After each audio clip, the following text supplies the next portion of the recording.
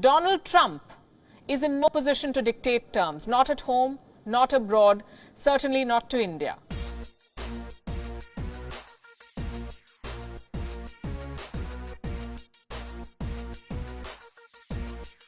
Hydroxychloroquine.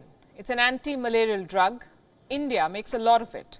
And suddenly the whole world wants it, including US President Donald Trump. Only he doesn't know how to ask properly. So he issues threats. Our cover story tonight is about a president who is disconnected with reality. A president who is failing miserably. A president who was in denial about this pandemic. Things became so bad that a Russian military plane landed in America with medical supplies made by a company that the US had sanctioned. Donald Trump is in no position to dictate terms, not at home, not abroad, certainly not to India.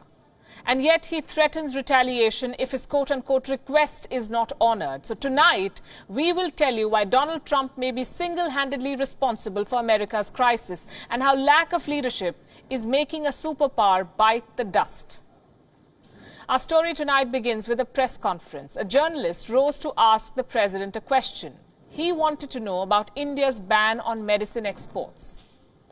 India had banned the export of medicine, specifically of hydroxychloroquine, a potential, I want to underline that, a potential cure for coronavirus.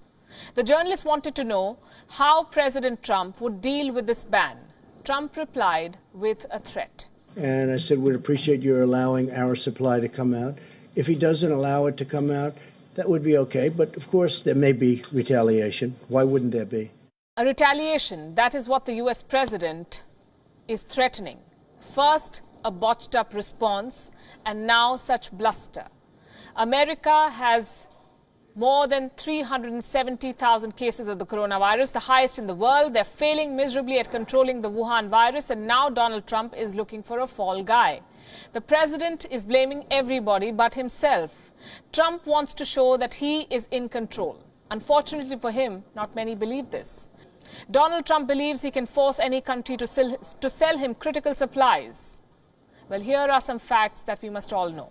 The decision to lift India's partial ban, or lift the ban partially on the export of medicines, came before Trump's so-called threat, not after. India, remember, had requests from 30-odd countries for medicines. So India decided to help those in need. That's what any mature country would do.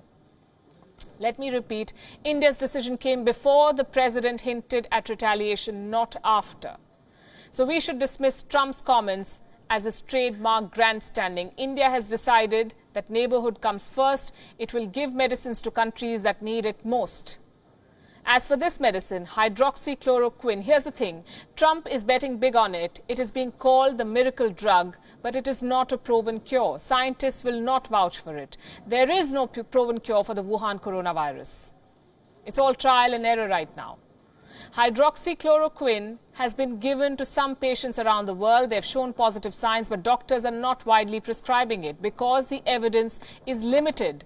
Trump's own advisor on this, America's top doctor and researcher on infectious diseases, Anthony Fauci, has called the evidence, quote-unquote, anecdotal. But the president will have none of it. He wants to be seen as finally doing something. So he's buying 100,000 body bags, and he's insisting on a medicine that may or may not work. And this alone should explain why America is in such a mess.